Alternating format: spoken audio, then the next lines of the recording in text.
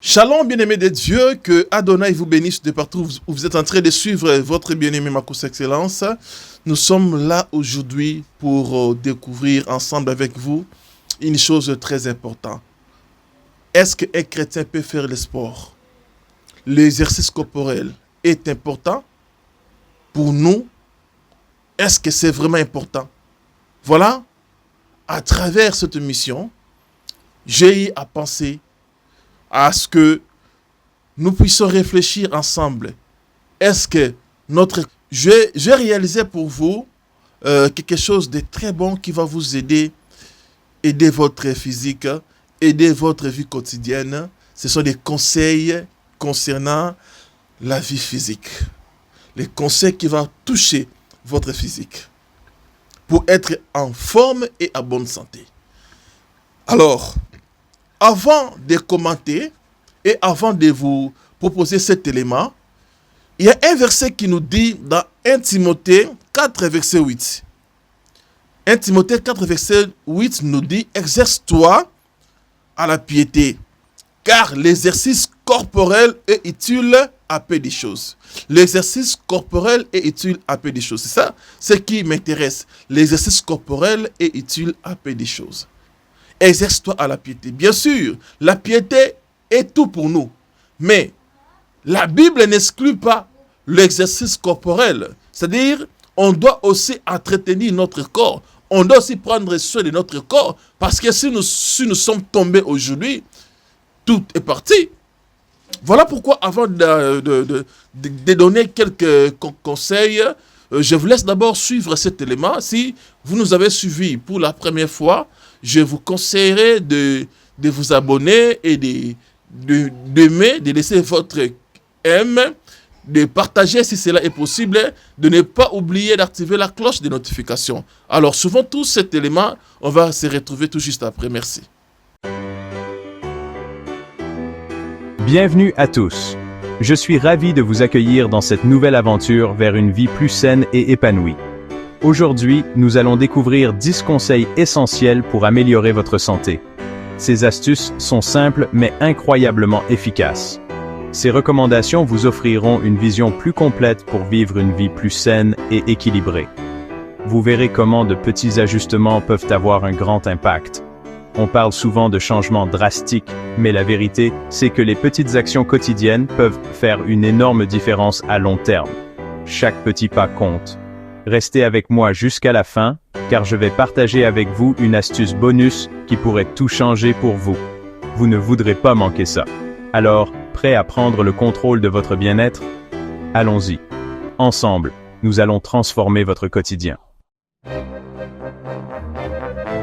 Imaginez votre corps comme une voiture de course. Pour performer au maximum, il a besoin du meilleur carburant. Incorporez plus de mouvement dans votre journée. Même de courtes séances d'activité physique peuvent faire des merveilles pour votre corps et votre esprit. Un sommeil de qualité est aussi important qu'une alimentation saine et de l'exercice. C'est pendant que vous dormez que votre corps se répare et se régénère. Chapter 4. Dompter le stress. Retrouver la sérénité. Le stress chronique est un ennemi sournois. Apprenez à le gérer pour préserver votre santé physique et mentale. Chapter 5. Hydratation. L'élixir de vie. L'eau est essentielle au bon fonctionnement de votre corps. Buvez tout au long de la journée, pas seulement lorsque vous avez soif. Une hydratation adéquate aide à maintenir l'énergie, améliore la concentration et favorise une peau saine. N'oubliez pas, l'eau est la clé de la vitalité. Chapter 6. Alcool et tabac. Faites le bon choix. Limitez votre consommation d'alcool et évitez le tabac. Votre corps vous remerciera. Chapter 7. Protégez votre peau. Protégez votre vie. Le soleil, c'est bon, mais avec modération. Protégez votre peau des rayons UV nocifs. Chapitre 8. Le pouvoir des relations humaines. Cultivez des relations saines avec vos proches. Le soutien social est crucial pour le bien-être mental. Chapitre 9. Votre allié santé. Le professionnel de santé. Consultez régulièrement votre médecin pour des bilans de santé. La prévention est la meilleure des médecines. Chapitre 10. Écoutez votre corps. Il vous parle. Apprenez à reconnaître les signaux que votre corps vous envoie. N'ignorez pas les douleurs ou les symptômes inhabituels. Outro. Prenez soin de vous. Nous espérons que vous avez trouvé ces conseils utiles et inspirants. En adoptant ces conseils au quotidien, vous pouvez améliorer significativement votre santé et votre qualité de vie. Pensez à intégrer ces habitudes progressivement pour des résultats durables. N'oubliez pas que chaque petit pas compte. Chaque effort que vous faites vous rapproche de vos objectifs de bien-être. Pour aller plus loin, n'hésitez pas à consulter un professionnel de santé pour un accompagnement personnalisé. Ils peuvent vous fournir des conseils adaptés à votre situation. Ils pourront vous aider à élaborer un plan adapté à vos besoins et à vos objectifs. Un suivi régulier peut faire toute la différence. Merci de nous avoir rejoints aujourd'hui et prenez soin de vous. À bientôt pour de nouveaux conseils et astuces pour une vie plus saine.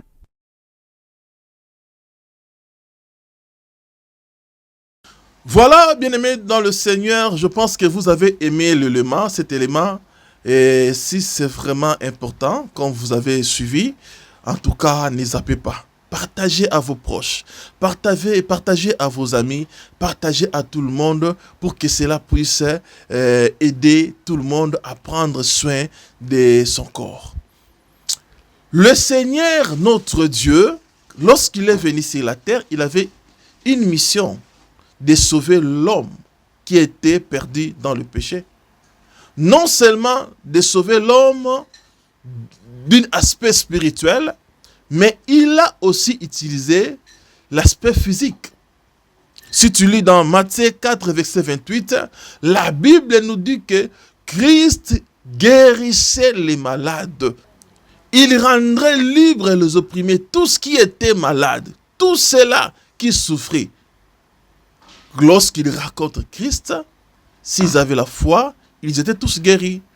C'est ça même la mission que Christ avait, de libérer les gens spirituellement, mais aussi physiquement. Si tu lis dans le livre de 3 Jean 1, verset 2, là, la Bible nous dit, je souhaite que tu prospères à tous égards et que tu sois à bonne santé. La santé. Il ne faut jamais négliger votre santé. Être chrétien n'exclut pas la capacité de faire le sport. Oui. Parce que d'autres pensent que, en étant chrétien, on n'a pas le droit de faire le sport. N'importe quel sport. Ils ont dit que non. D'autres disent que le sport que vous voyez là, le foot, le karaté, c'est pour le païen. Non, non. Dans la Bible, nous avons vu des personnes qui ont vécu plusieurs attaques, plusieurs combats. Ces gens-là étaient des vrais bosseurs, étaient des vrais sportifs. Parlant de ces gens-là, vous savez vous-même, on parle de David, on parle de Jephthé, on parle de Gédéon, on parle de Moïse, on parle même d'Abraham, notre père dans la foi. Dieu ne marche jamais avec de paresseux. Ça, c'est parmi les principes de la vie que nous devons mettre dans nos têtes. Dieu marche toujours avec le courageux. L'esprit que nous avons reçu, c'est l'esprit qui nous donne la force. Ce n'est pas l'esprit de timidité. Non. Dieu ne marche pas avec des paresseux. Mon frère, ma soeur. Dieu ne marche pas avec de pérés. Non. Dieu marche avec ceux-là qui ont la foi pour sauver leur âme. Or, la foi est une démonstration. Alors, pour vivre la démonstration, pour vivre le miracle, nous sommes les soldats de Dieu. Spirituellement comme physiquement. Tu dois entretenir ton corps, faire des sports le matin. Faire les sports le soir. Dispose ton temps. Soigne bien ton corps, mon frère, ma soeur. C'est très important. Il faut faire des exercices le matin, à la maison, avant de sortir, avant d'aller au bureau, avant d'aller au travail. Tu dois faire des sports, des gymnastiques pour le bien-être de ton corps. Vous oubliez que si tu tombes aujourd'hui et que tu sers le Seigneur, ce sont des cas rares où Dieu vient intervenir pour guérir. Mais souvent, le Seigneur sera très content de vous prendre pour que tu sois dans ses bras. Ouais. Il y a d'autres personnes qui meurent avant même le temps.